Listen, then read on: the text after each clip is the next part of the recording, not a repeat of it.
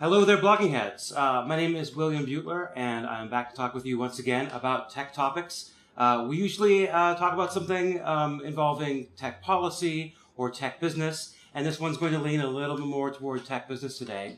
So not a lot of regulatory talk ahead, unless I'm to be surprised. We'll find out. But I think it's a really interesting topic. We're talking about virtual reality and its potential applications, especially in marketing. So to do that, I'm joined today by Delo, if I'm pronouncing that correctly. Please correct me if I'm not, who wrote this really interesting piece for Advertising Age recently about it. So, Cotton, thanks for joining, and would you like to tell us something about yourself and about this piece, please? Sure. Until about a month ago, I was a reporter at Ad Age covering mostly social media and based in San Francisco. I've actually recently gone over to the other side, and I'm working at a PR firm called DKC, working mainly with tech clients. And so the piece is about virtual reality and its implications for marketing, which as of now are still quite speculative because this technology is currently not really in many people's hands. So it's sort of looking towards a future where brands can kind of envision people actually having a VR headset in their homes. I mean, is it really going to be in people's homes, I think, is one of those questions that you address at the top of the article. Like right now, this is limited to concerts and events like this. So one of the questions in there is what is the near-term likelihood for these headsets being more widely available? Well, a lot of the people that I talk to, feel pretty confident that the big players, the Oculus is now owned by Facebook, the Samsungs Yes. and the Sonys will have products in market at an accessible price point next year. So you can imagine that if a really good device was available for $300, it might be in the hands of many people come holiday season of next year. Mm-hmm. And so the hope of these. So are we talking about brands or agencies? Who's driving this more at the moment? Driving the innovation? Yeah, for using virtual reality for marketing purposes. I would say there's experimentation, and it really hasn't gone beyond that phase just because of the consumer adoption. There's instances of it in both at brands and at agencies. I wouldn't say one is conspicuously driving it more. Okay. It was still really early days. That's fair to say, right? Really early days. Yeah, what you're finding mainly is, well, especially within agencies, in my reporting, I kind of found that, you have these guys in agencies who lead an emerging media or tech practice, and they have tried, say, Oculus Rift, and think it's amazing, and, after trying it, are kind of convinced that, once people try this thing, they're bound to want one. And so marketers have to be prepared for that. So it's kind of like a vision that starts with, people in those departments who've actually played with the things. Speaking of trying it, have you yourself tried one of these headsets? I have. I've tried an Oculus headset a couple of times. Once it was at a startup called Jaunt, which is based here in the Bay Area in Palo Alto, and they actually are creating a 360-degree camera. But they have an Oculus Rift at their office, and they let me use it to try out some of their products. But yeah, it was amazingly cool. Like I put it on, and I got to be transported into the backyard of a Megadeth guitarist who was just playing guitar. Dave Mustaine, right? Exactly. Yes. And readers or viewers should know that they will we'll include a link to your piece. There is a photograph of the Jaunt camera, which is in the article, and it looks like it looks like a bathysphere mixed with Pinhead from Hellraiser, because it's got cameras pointing off in all directions. How big is that thing, by the way? It's not too big. It's I don't know, like maybe like the circumference of a globe. Okay. Yeah, it's not a little bit bigger than a basketball. Much bigger than a basketball, right? Okay. I've also had an opportunity to use the Oculus Rift, although it sounds like less than you. I was at South by Southwest earlier this year, and myself and a colleague decided it was worth our time to spend about an hour in line to get into this showroom where they had a couple of Oculus Rifts available. And the longer line was to actually sit there and play a game, and the shorter line was just to go in there and strap the headset on and, look around. And so I have to say, I'm somebody who, I cannot do a magic eye to save my life. I wear glasses, my eyes don't work together properly. I went in there being skeptical that this was going to work. And not only did this work, it kind of made me sick to my stomach. It was pretty impressive. So, yeah, and that apparently has been and continues to be a big hurdle for VR, that it makes people nauseous. But some of the newer technologies are kind of solving for that. It wasn't even necessarily nauseous in a bad way, because sure, no one wants to be nauseous exactly, but I was willing to trade that for a moment, because it was pretty dang cool. And one of the things I tried, I got nauseous in a bad way. You did, actually? I did like a roller coaster experience, and it was like, this is real, but it's pretty unpleasant, actually. It's funny. So did you actually not like it, would you say? Well, the experience that I tried at Jaunt, where it kind of solved for that, and it created an amazing experience. I loved that. It was okay. There was another thing where I was put in the middle of a horror film. I was below decks on a ship, and there was a squid-like creature slithering around, and people screaming, and it was just so cool. I mean, once you try it, you really can understand how. When you hear people talking really ambitiously about, about this is the future of movies, you kind of get it.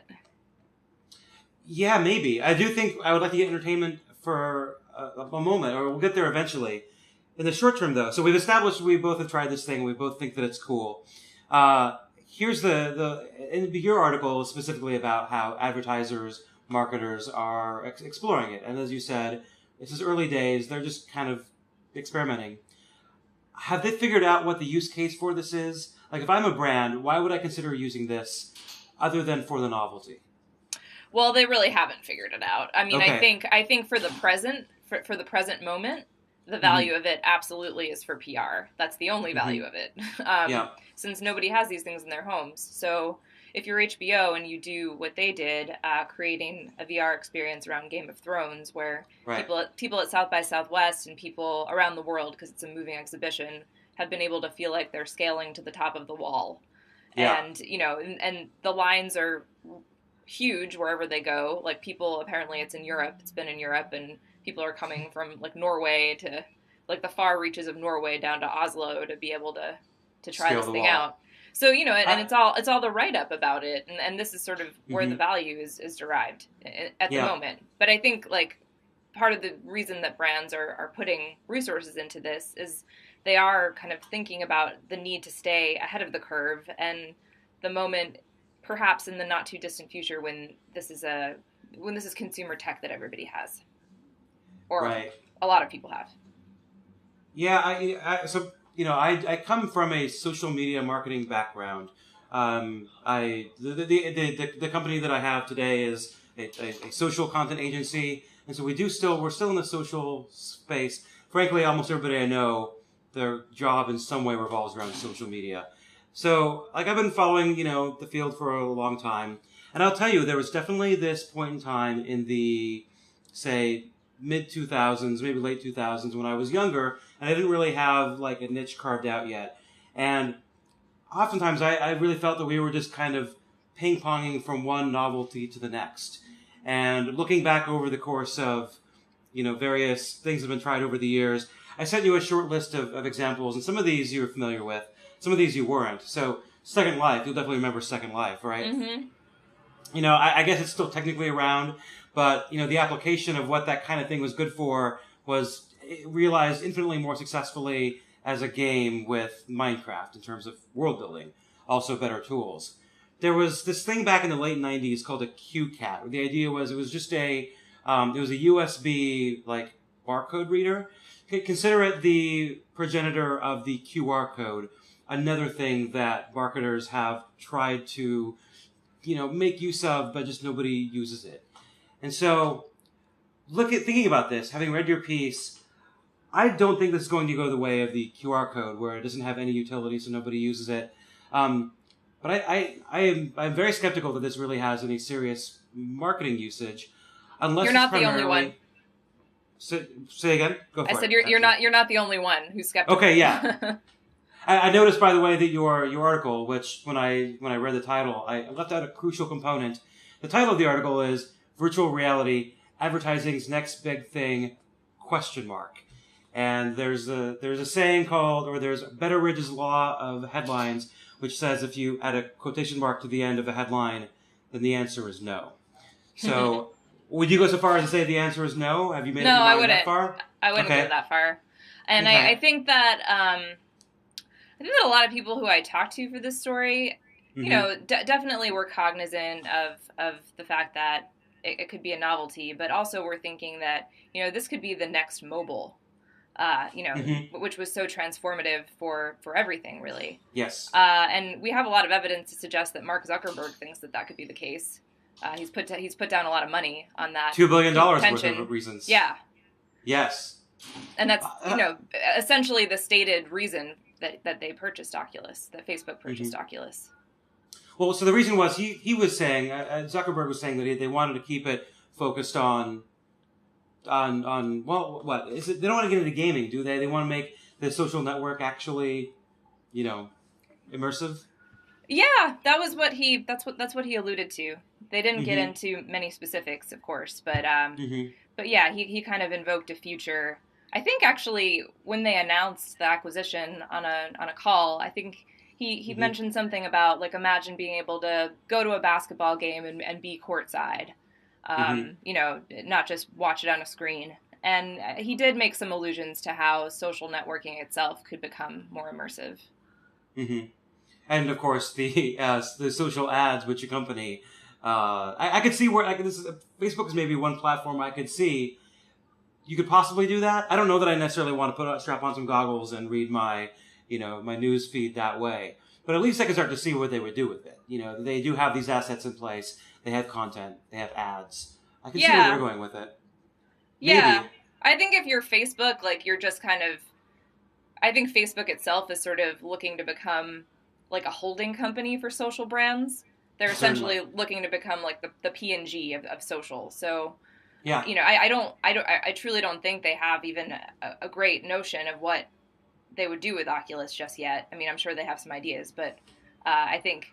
For them, it's just the potential of it, the potential mass appeal of it is just something they want to have an early seat at the table for. Right, and it seems like Facebook has some time to figure that out. Like, they're flush with cash from the IPO.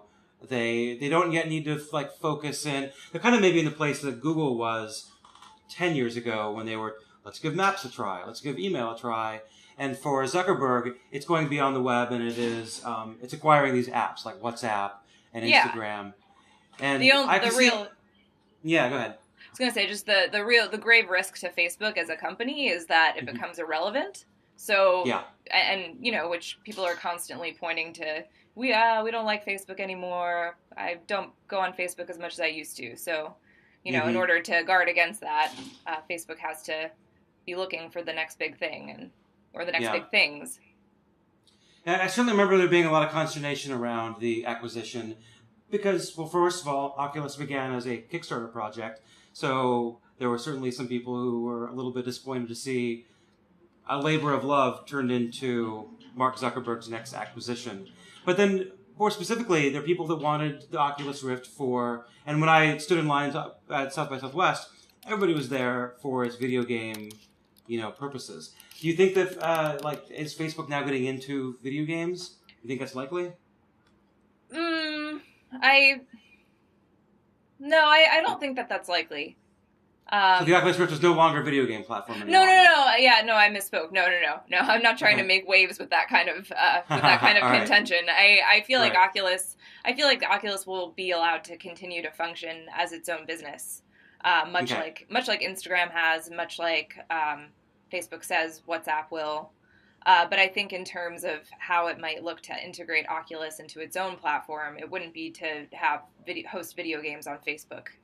It would be more to create immersive experiences aside from video games on Facebook. That makes sense. Oculus is what? Are they about a year away from a commercial release? I think that's what people think. Okay. And the price range is what? The price for the developer kit was $350. And they haven't gone on record saying what the consumer product will cost. Have you heard any predictions that you take seriously? No. Or what would be so there's no range because I mean I'm trying to weigh whether or not I would actually purchase this thing. Like I play video games Would you purchase it for occasionally. $350? Would I pay for it? Would I get it at $350? Yeah.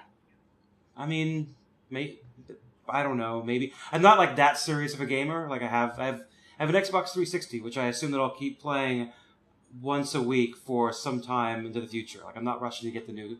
I like to play a little bit. This is a different enough thing that this might be worthwhile. I guess it always is the case that you need to have the killer apps. You have to have good games, or you don't have a platform. So Oculus certainly has to show that it has that. But like I think the technology just by itself, leaving aside any marketing implications, I think it's a real deal. Like I don't think 3D is the real deal. I just got myself a 3D smart TV, and I turned that thing on for about 15 seconds, and I turned it right off. Like I don't want that. I really do want the 3D. I really do want the actual virtual reality experience. That is interesting. And so, if we're going to talk about so I think there's a chance for it. If there's a chance for this to work in marketing, like the way that I see this being most likely, and I'm curious to hear if you think this is the best path forward, is to do it in sort of a content marketing way, where I realize that HBO creating a part of the wall for people to go experience being in the north of Westeros is a limited application of it. But is it the case? Think about how Red Bull flew Felix Baumgartner up to the stratosphere, had him jump out of the balloon, and they sponsored the whole thing. If there's like a larger experience to be had, maybe even a full, maybe even a movie. Like, is there a content marketing angle here where they just sponsor it and their ads are unobtrusively included? Is that where this should go? Yeah, that's what a lot of people think. So the notion would be, a Red Bull would be one that would seem very likely, or a Coca-Cola or Pepsi, kind of brands that have linked themselves to entertainment would seek to create really cool experiences and basically sponsor those experiences. So giving people access to, being pitch side at a World Cup game or something like that, or being in the front row at a Beyonce concert, might make sense for Pepsi, who Beyonce is their brand ambassador. So is that you sitting in your home being transported to the Beyonce concert? Is that the future application? Yeah, that would be kind of the dream. Okay. Of how it could work. Okay, because right now, as we established earlier, you've got to go to an event. You've got to go to a Lollapalooza or something in order to try one of these on. Is there a difference between the kind of marketing experience that they could do at an event like that versus what they could do if there were a lot of people with them in their homes? Is there a network effect? I haven't heard that idea specifically. I think, just the fact that more people will have these things in their home, it just creates obviously more of an incentive for marketers to start taking it seriously. To create content for it. Yeah. And the interesting thing also is like nobody that I talked to really found it all that compelling, the idea of creating like traditional ads for VR. Right. Interruptions in an experience. The idea went far more along the lines of, creating content that adds value and kind of, bringing it to someone from Coca-Cola. Just basically, adding delight to people's lives. Which is sort of like always the promise of advertising, but very rarely the it's difficult to do. Yeah. Some brands have an easier time of it, right? Red Bull, they have this kind of exciting brand, so they can fly Felix Baumgartner up and have him jump out of a hot air balloon. But I can't really see, Elmer's Glue doing the same thing. It just doesn't speak to them that way. No. Certainly you wouldn't think Elmer's Glue necessarily has the same budget as Pepsi either. No, that's true as well. So maybe they do. Glue is a useful product, so maybe they do. And sugar water is, the sort of thing where you just have to advertise it purely on brand. There's tastes are one thing, but really you're just selling sugar water. There's no, as Steve Jobs famously said. Anyway, that's not where I wanted to go with that. Where I wanted to take this was you actually said something a moment ago that I wanted to explore a little bit there, and that's about the fact that ads up to now are kind of like, they've been distractive. And so pre-roll is an example of where, pre-roll in videos is something I really will like not watch videos without. If there's pre-roll, I will usually skip away unless I can click one of those 4 seconds left. And the same thing goes for print advertising, where these roadblock ads are very much disliked.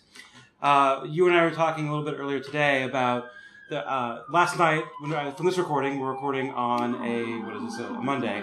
Last night on John Oliver, they did a segment about, and sorry about the siren, I live along a busy street, as viewers may remember. So they did a segment on, what's the term I'm looking for here? Native ads. Native advertising, sponsored content. And so this is a thing that, look, I could see this virtual reality being that sort of in a way. Like, how do you see content marketing and so how do you see content marketing and native advertising fit together? And maybe could you actually explain those terms for viewers who don't work in marketing like we do? Okay, so native ads refers to ad units that kind of fit into the flow of the content that they're in. So effectively, ads that look like content. So, one very basic example would be the Facebook news feed. That's the ultimate native ad. Facebook ads that go in your news feed are meant to resemble anything else you would see in your news feed. Right. But now you see kind of time-honored publications like the New York Times also dabbling with native style units. So, instead of, a display ad on the right side of your screen that very obviously looks like an ad or a banner ad that nobody ever clicks on, right. A native ad would kind of look like a story. And it would say somewhere sponsored by, but that might be kind of hard to see. So that's kind of the biggest complaint about it. Yeah, and then content marketing is fairly similar, but it's not geared toward news. Content marketing may be like producing a book. A brand produces a book that educates people and, also conveys certain values that the brand wants to get across. Yeah. Brand journalism is another phrase that gets used, a specific type of content marketing. And that's what, is that sort of where the virtual reality may have its own, say, genre within? As a form of content marketing? I think that seems fair. See, if we discuss it that way, I could see this. I am skeptical, as we have, established early on. But as somebody who does work in content marketing and who, works a little bit with video, mostly static and mostly editorial, you better believe I'd be interested in doing this. It seems like the iOS development, like App Store development, has become a bit of there's a glut there right now. So there's a certain novelty. I certainly don't have the capabilities to actually do this, but I can see why this is an interesting topic, just because it is interesting by itself. And this gets me back to where I had said that I felt in the past that I've been ping-ponging between these different ideas, none of which ever really quite caught on. Like, as marketers or as advertisers, are we just addicted to novelty? Yes, I think marketers are addicted to novelty. And a marketer, I think, kind of feels pains to try to predict the next wave of consumer behavior, and sometimes things are just fads. Things don't work. Yeah. Yeah. But I think, by nature of being a marketer, you kind of have to. That's what you have to do, and sometimes these fads pan out into something really, really powerful, like mobile technology. Right. Really transformative. I'll agree. Oh, 5 years ago, I remember hearing the word mobile, thinking, and at the time, I was on a flip phone that barely had an internet connection, so I totally didn't get mobile. Well, no one has to explain that now. Yeah. You're right. It does work sometimes. Do you think? I don't know. What do you think the criteria we should judge? Look, not just virtual reality as far as advertising goes. That's just one angle of it, although an interesting one. By what criteria do you think we should judge whether virtual reality is worth paying attention to? I think we're not really going to know until these headsets are available at at a consumer price point. Mm-hmm. And then I think there's going to be a flurry of development. There are already so many developers who are playing around with Mm-hmm. Oculus, and I think we might see some amazing creativity of experiences that are suddenly available for consumers, and Mm-hmm. maybe people are going to fall in love with these things. Maybe it's people who Mm-hmm. aren't gamers.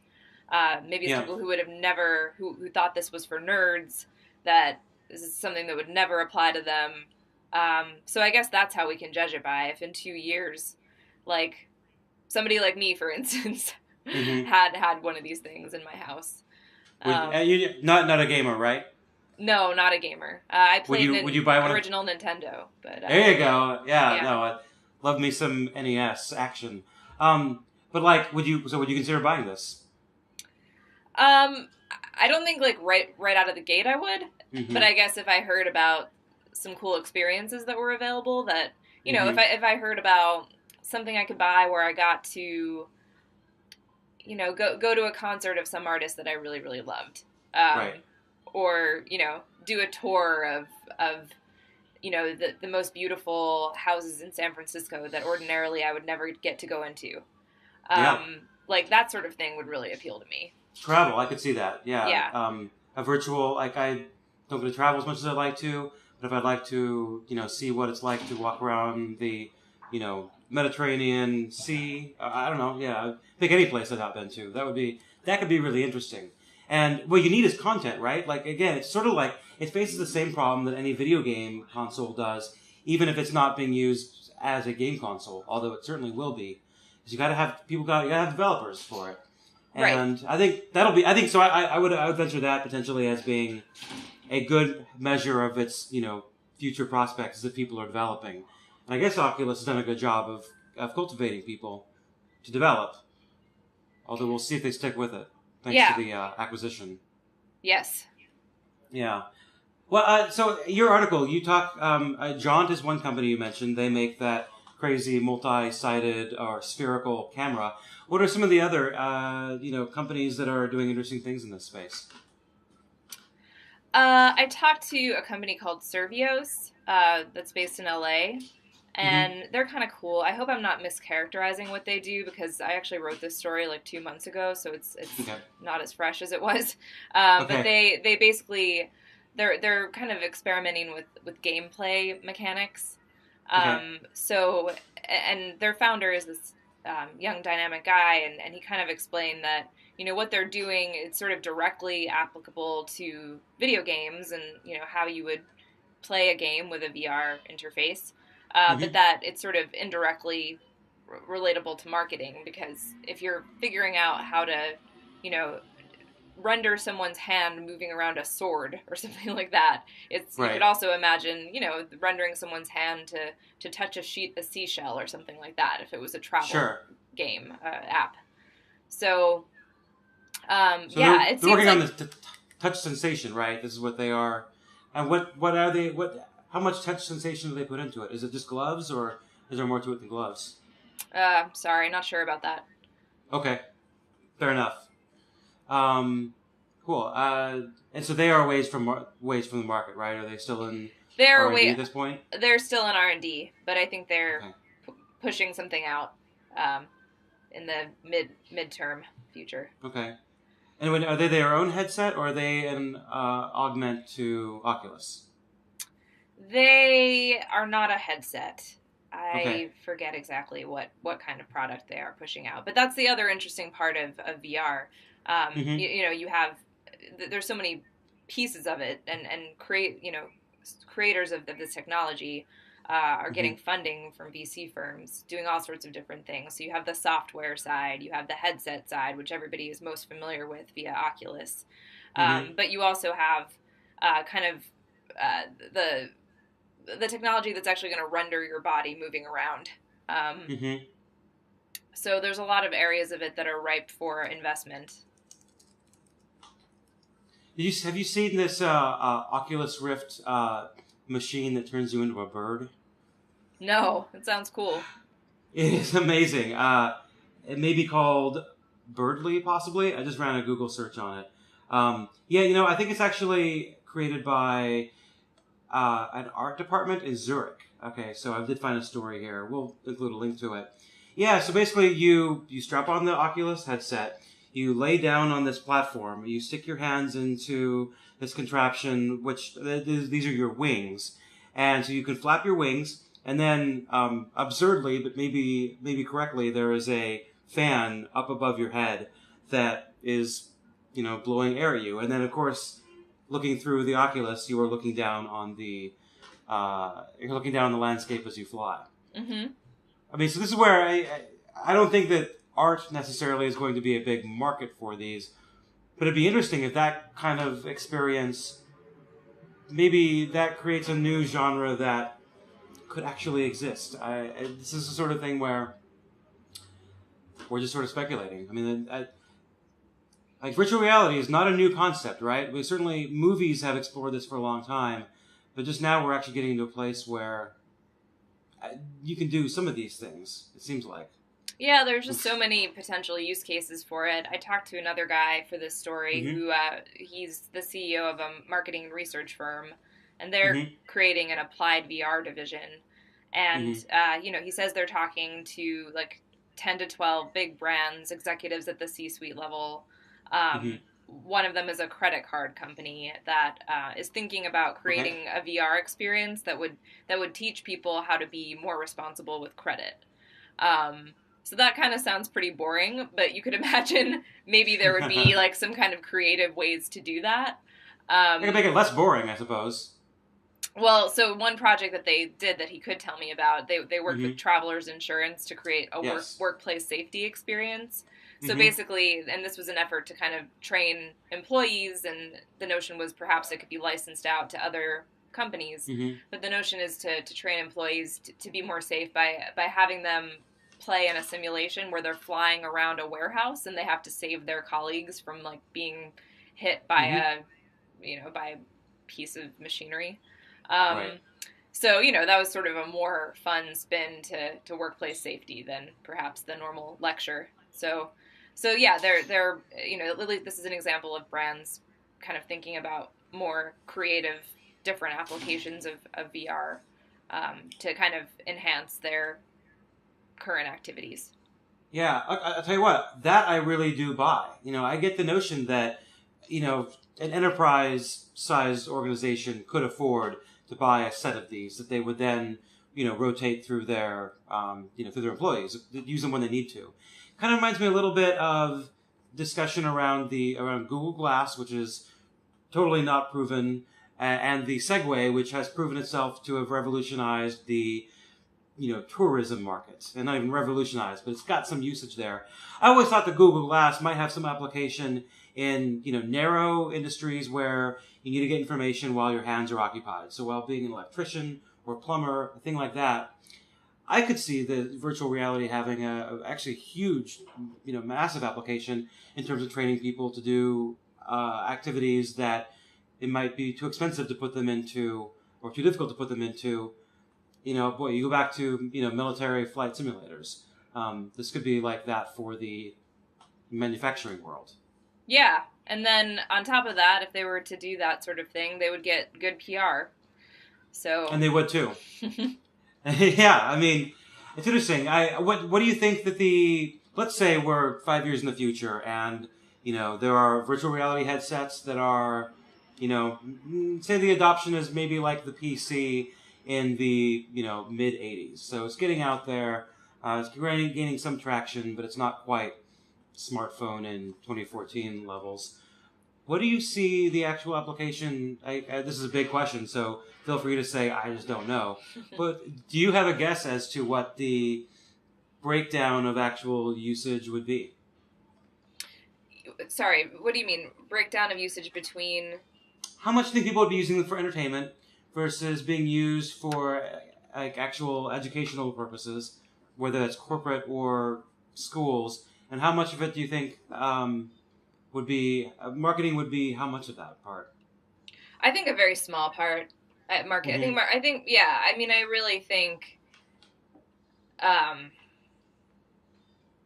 Yeah, I think marketers are probably by and large going to be pretty conservative with it, until it's really proven to be, really on a trajectory to be the next Mm-hmm. the next platform after mobile.